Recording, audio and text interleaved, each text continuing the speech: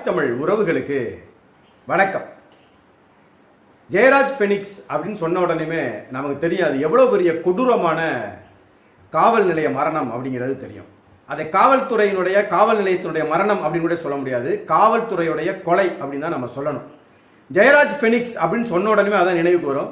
இன்னைக்கு வரைக்கும் அந்த வழக்கு எந்த இடத்துல இருக்குதுன்னு தெரியல. ஒருத்தர் அதில் இறந்துட்டதா சொன்னாங்க, மற்றவங்க விடுதலைக்காக ஏங்கி நிற்கிறது நமக்கு தெரியும். ஆனால் அந்த வழக்கு எந்த இடத்துல இருக்குன்னு தெரியல. ஆனால் ஜெயராஜ் ஃபெனிக்ஸ் காவல்துறையுடைய கஸ்டடியில் இருந்து கொலை செய்யப்பட்டப்ப வெகுண்டு எழுந்த திமுக அரசு, முத்துவேல் கருணாநிதி, ஸ்டாலின் போன்றவர்கள்லாம் இன்னைக்கு அவங்க தான் ஆட்சியிலே இருக்கிறாங்க. ஆனால் எண்ணற்ற அதே காவல் நிலைய மரணங்கள், விசாரணை மரணங்கள் அப்படிங்கிறது தொடர்ந்து கொண்டே இருக்கிறது. இப்ப சமீபத்தில் 2-3 நாட்களுக்கு முன்னதாக மானாமதுரையில் ஆகாஷ் அப்படிங்கிற ஒரு பட்டதாரி இளைஞன் கொலை செய்யப்பட்டு இன்னைக்கு வரைக்கும் அது நியாயம் கிடைக்காம இன்னும் போராட்டத்தில் தான் மானாமதுரையில் நடந்துகிட்டு இருக்கு. இப்போ நம்ம எதற்காக இதை சொல்ல வர்றோம் அப்படின்னா, அஜித்குமாருடைய கொலை வழக்கு நமக்கு தெரியும். திருப்புவனத்தில் அந்த இந்து அறநிலையத்துறைக்கு உட்பட்ட அந்த இடத்துல நடந்த நகை திருட்டு அப்படின்னு சொல்லி சொன்னாங்க. நிக்கிதா அப்படிங்கிற ஒரு பேராசிரியர் அப்படின்னு சொல்லி சொல்றாங்க. இப்ப அதோடைய முடிவு எங்க வருதுன்னு பாருங்க. ஒருத்தனை காவல்துறையை சேர்ந்தவர்களாம் அடித்தே கொன்றார்கள் என்பது 100% உண்மைன்னு தெரிஞ்சிருச்சு. ஆனால் அதை யார் சொல்லி செய்தார்கள் அப்படின்னா அது அவங்களே தான் சொன்னாங்க. மேல் அதிகாரிகளினுடைய அழுத்தம் எங்களுக்கு அப்படிங்கிறதையும் அவங்க தான் பதிவிட்டிருந்தாங்க. ஆனா இன்னைக்கு அதோடைய நிலை என்ன தெரியுமா?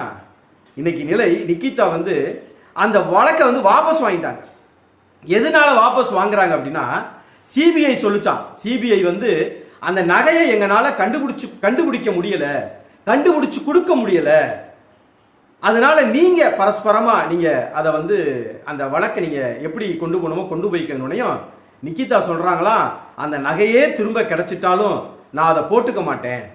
ஏன்னா அது இவ்வளவு பெரிய ஒரு இரத்தக்கரை படிந்த ஒரு கொலையே நடக்கக்கூடிய அளவிற்கான ஒரு நகையாய் போயிடுச்சு அப்படிங்கிற அர்த்தத்துல அவங்க இந்த நகை கிடைச்சா கூட நான் போட்டுக்க மாட்டேன். அதனால நான் என்ன முடிவுக்கு வந்துட்டேன்னா, ஒரு 8-8.5 மாசமா நான் படாத பாடுபட்டுட்டேன்.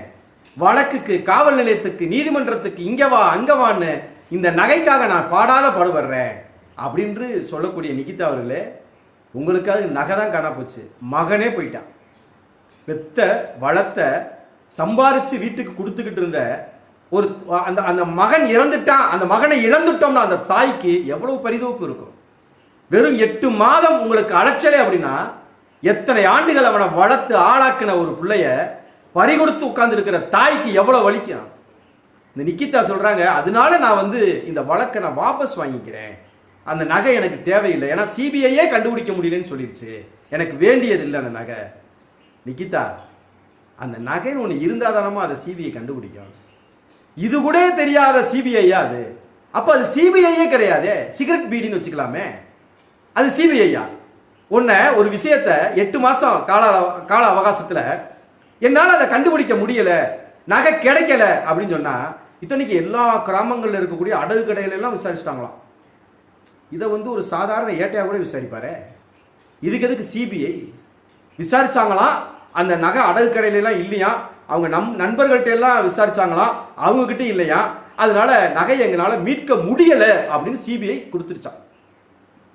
இப்படி வழக்குக்கு சிபிஐ எங்களால முடியலன்னு கொடுத்துருச்சுன்னா, நம்முடைய கேள்வி ஒன்னே ஒண்ணுதான். ஆரம்பத்திலிருந்து அஜித்குமாருடைய மரணத்திலிருந்து இன்னைக்கு வரைக்கும் நாம சொல்லக்கூடியது என்னன்னா, அப்படி ஒரு நகையே இல்லை.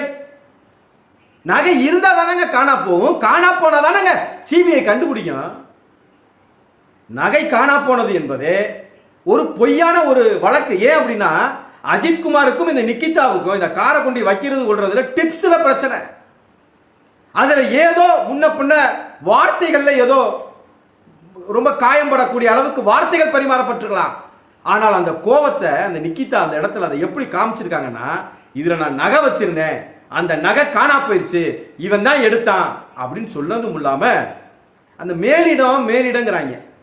அது எங்கேயோ தலைமைச் செயலகத்திலிருந்து இங்க உள்ள காவலர்களுக்கு அந்த கட்டளை வந்ததா சொல்றாங்க. அப்படி அந்த மேலிடம் யாரு அப்படின்னு இன்னைக்கு வரைக்கும் தெரியல. நம்ம சொல்றது அந்த இப்ப நீங்க கையில வச்சிருக்கீங்கல்ல, காவலர்கள் வச்சிருக்கீங்கல்ல, எவனெல்லாம் அடிச்சு கொன்னானோ அவனை வச்சிருக்கீங்கல்ல, அப்ப அவனுக்கு யார சொன்னான்னு ஒண்ணு இருக்கும்ல, அவருடைய அலைபேசியை வாங்கி தட்டி பார்த்தா தெரியாதா? அந்த நேரத்தில், அந்த சம்பவம் நடந்த நேரத்தில் யாரெல்லாம் பேசியிருக்காங்கன்னு பார்த்தா ஒரு ஏட்டையா போதுங்கய்யா.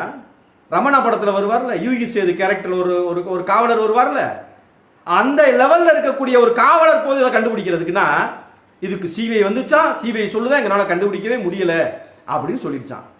இல்லாத பொருளை கண்டுபிடிக்க முடியாது தானே.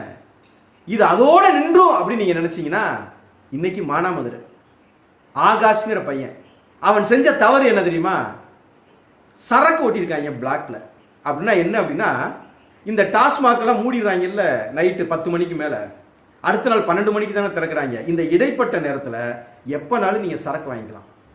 இதுதான் சரக்க பிளாக்ல ஓட்டுறதுங்கிறது. இதை ஒரு சுய தொழிலாவே இன்னைக்கு பல பேர் செஞ்சுக்கிட்டு இருக்காங்க. வாங்கி வச்சுக்கிறது. உதாரணத்துக்கு ஒரு குவார்டர் 250 ரூபானா விற்கிறப்ப 350 ரூபா 400 ரூபான்னு விற்கிறது. அதுவும் ஒரு பாட்டில் அடிச்சு முடிச்சுட்டா அடுத்த ரவுண்டு தேவைப்படுதுன்னா அதே பாட்டிலோட விலை 500 ஆயிரம் 600 ஆயிரம் ஏறிட்டே போயிடும். இதுதான் பிளாக்ல சரக்கு ஓட்டுறது அப்படிங்கிற பேர். இதை கிராமத்தில் ஓட்டியிருக்காங்க. இந்த ஆகாஷ்ங்கிற பையன் தட்டி கேட்டிருக்கான். இதை இந்த மாதிரி செய்யறது எங்க கிராமத்தை சீரழிவை உண்டாக்கும், இங்க நீங்க இந்த மாதிரி செய்யக்கூடாதுன்னு எதிர்த்து பேசியிருக்கான். 2 தரப்புக்கு சண்டை நடக்குது, அடிபடியா இருக்கு. அதுல ரெண்டு தரப்பையும் தேடி இருக்கு காவல்துறை. அதுல ஆகாச பிடிச்சிருக்குது. காவல்துறைக்கு என்ன வேலை? தமிழ்நாடு அரசு தான் சரக்கே விற்குது. அப்ப அந்த சரக்கை பிளாக்ல ஓட்டினாலும் அதனுடைய பங்கும் யாருக்கு வரும்? அரசுக்கும் வரும், பிளாக்ல ஓட்டுறவனுக்கு அவன்கிட்ட இருந்து காவல்துறைக்கு வரும். இது எப்பயும் ரெகுலரா நடக்கிற ஒரு மாமூல். மாசம் கொடுத்துருவான் இவ்வளவுன்னு. அப்ப அதை தடுக்க போறான் அப்படின்னா கோபம் வரும்லங்க. சும்மாவா? சம்பளத்துக்கு மேலதான் கிம்பளம். அந்த கிம்பளம் கிடைக்காம போயிடுச்சுன்னு வைங்களேன், அப்புறம் அதை எப்படி அவன் தாங்கிக்குவான்? அப்ப நமக்கு யார் காசு கொடுக்குறா? அந்த முதலாளியை காப்பாற்றணும்ல. அவன் சரக்கு ஓட்டினாதானே, பிளாக்ல ஓட்டினாதானே காசு அவனுக்கு. அப்படி வந்தாதானே காவல்துறையில காவலர்களுக்கு அவன் பிச்சை போட முடியும். அப்ப இதுக்கு எதிராக யார் இருக்கான்னா ஆகாஷ். அந்த ஆகாஷோடைய குணாதிசயங்கள் பாருங்க. அவன் ஒரு பட்டதாரி இளைஞன். இந்த பட்டத்தை முடிச்சுட்டு அவன் சட்டக்கல்லூரியில படிக்கணும்னு நினைக்கிற அளவுக்கு ஒருத்தன் இருக்கிறான் அப்படின்னா அவன் எந்த அளவிற்கு சமுதாய பார்வையோடு இருந்திருப்பான்னு சிந்திச்சு பாருங்க. அப்படிப்பட்ட ஒரு இளைஞனை காவல்துறை கொண்டு போய் காலையே அடிச்சு, கட்டையை கொண்டு அடிச்சு, அவங்க அம்மாட்ட சொல்லியிருக்கிறான், இவங்க தான் அடிச்சாங்க, என்னைய போலீஸ் தான் அடிச்சது, இங்க பாரு கால் போச்சு, எனக்கு ஒரு சிக்கன் ஃப்ரைட் ரைஸ் மட்டும் வாங்கி கொடுன்னு பசியில கேட்டிருக்கான். அதை கூட வாங்கி தர கூடாதுன்னு காவல்துறை அனுப்பியிருக்கிறான்னா நீ குற்றவாளிய கையாளுற விதமே கிடையாது. இது முதல்ல அடிக்கிற உரிமை உனக்கு யார் கொடுத்தா? அவன் என்ன தவறு? பிளாக்லே கூட இவனே கூட ஓட்டி இருக்கட்டும், உனக்கு என்ன வேலை? உன் வேலை என்ன? கொண்டு போய் நீதிமன்றத்தில் நீதிபதி முன்னால நிறுத்தணும். இந்த குற்றத்திற்காக அவனை கொண்டு வந்திருக்கேன், நிறுத்தணும். அது நிரூபிக்கப்படணும். அது நிரூபிக்க நீ பண்ணணும். அவ்வளவுதானே? அடிச்சிருக்கிற, அதுக்கு மேல உணவே தரக்கூடாது நீ சொல்றேனா, அப்ப நீ எவ்வளவு வன்மமா இருக்க அவன் மேல. அப்ப உனக்கு என்ன? சரக்கு ஓட்டுனதுல இருந்து கமிஷன் வரல. அந்த கமிஷன் வராதனால இந்த சேட்டை பண்ணியிருக்க. இப்ப மக்கள் கேட்கறது என்னன்னா, அந்த சார்பாய்வாளரை வழக்கு தொடுங்க, அவர் மேல கொலை செய்த வழக்கு தொடுங்கன்னு கேட்கிறாங்க. இனி என்ன நடக்கும் சொல்றேன். இப்ப 3 நாட்களா பாத்தீங்கன்னா ஒரே போராட்டம், ஆர்ப்பாட்டம். இன்னைக்கு பள்ளிகளுக்கெல்லாம் கூட விடுமுறை மானாமதுரையில. அந்த அளவுக்கு இந்த போராட்டம் நீட்டிச்சு போயிட்டு இருக்கு. இதுல காவல்துறை என்ன சொல்லுது, நாங்க பிடிச்சு கூட்டிட்டு வரும்போது அவன் ஒரு பாலத்துல உள்ள உளுந்துட்டான் தப்பிச்சு. அப்படியே உள்ளே உளுந்தாலும் நீ எதுக்கு தப்பிச்சு போற மாதிரி ஏன் கூட்டு வர்ற? நீ காவல்துறை தானே, காவல்துறை தானே நீ. அவன் தப்பிச்சு அதுவும் கரெக்டா பாலத்துல இருந்து உளுந்துட்டான் கீழே. இதெல்லாம் அதான் சொல்லுவான்ல, கேட்கிறவன் கேனப்பையனா கேப்பையில இருந்து நெய் வெடியுதுன்னு வாங்கலாம். அது மாதிரி நீங்க சொன்னதெல்லாம் நாங்க நம்பிடணும். அப்படிதானே? பாலத்துல இருந்து உளுந்து குதிச்சனால செத்து போயிட்டான். கொஞ்ச நாளைக்கு முன்னாடி சொன்னாங்க, ஒரு குற்றவாளியை பிடிச்சி கூட்டிட்டு போகும்போது அவர் புதகுழியில அவரா போய் தப்பிச்சு ஓடுறேன்னு போய் புதகுழியில போய் விழுந்து செத்து போயிட்டார். இந்த மாதிரி பல ஓட்டு வாங்கின்னு வைங்களேன். இதுல இப்ப சமீபத்தில் வந்த ஓட்டு பாலத்துல இருந்து விழுந்துட்டான், அதனாலதான் ஆகாஷ் செத்து போனான். இப்ப என்ன நடக்கும்னா, 3 நாளா போராட்டம் நடக்குது. இது 5 நாளா கூட நடக்கலாம், 8 நாளா கூட நடக்கலாம். நீங்க வேணா எழுதி வச்சுக்கோங்க, நான் சொல்றது நடக்கும். அந்த ஆகாஷ்ங்கிற பையன் ஒரு தாழ்த்தப்பட்ட பையன், தலித் பையன். அந்த தாழ்த்தப்பட்ட பையனுக்கு இப்ப யார் தெரியுமா அவருடைய பிரதிநிதியா இறங்குவா?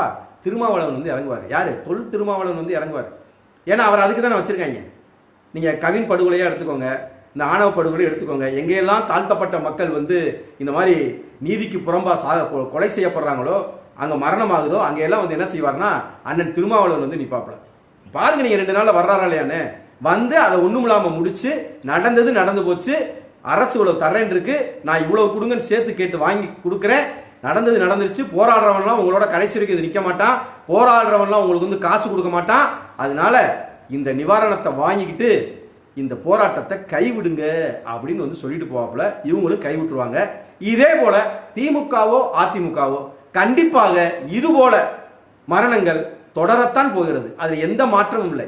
இந்த ஆட்சி அதிகாரத்தில் இருப்பவரை என்னைக்கு மாற்றுகிறோமோ, அந்த மாற்று அரசியல் என்னைக்கு மக்களிடத்துல மேலோங்கி அந்த சிந்தனை வருதோ அன்னைக்குதான் இது நிறுத்தப்படுமே தவிர அது வரைக்கும் இந்த காவல் நிலைய மரணங்கள் நடந்து கொண்டேதான் இருக்கும். நன்றி, வணக்கம்.